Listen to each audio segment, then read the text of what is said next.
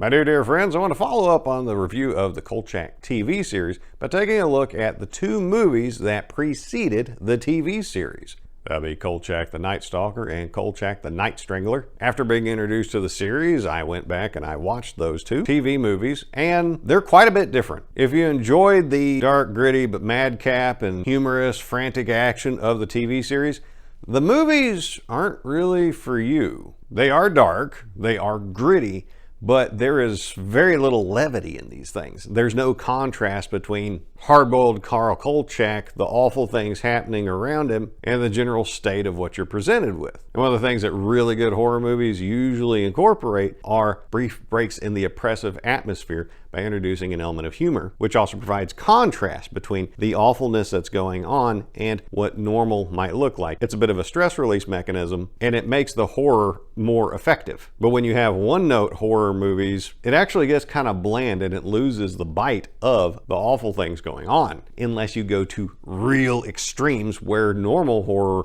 pales in comparison to what you're actually doing. So what do we get here?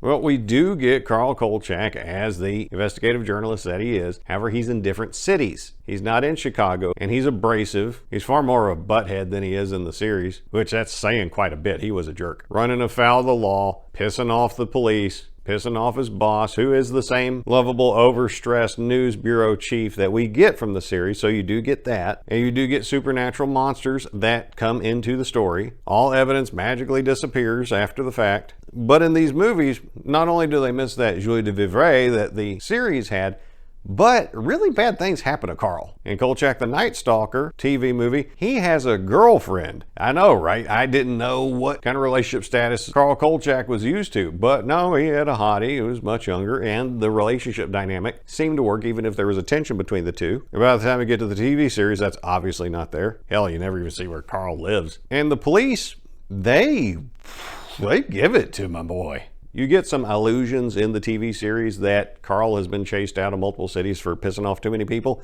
Yeah, you get to see that happen, and it is not fun. So for the completionist Kolchak aficionado, I would recommend these two movies. And for your run-of-the-mill horror fan who will enjoy pretty much anything that's horror, these are pretty good, but I wouldn't recommend them for folks who don't fall into either of those camps.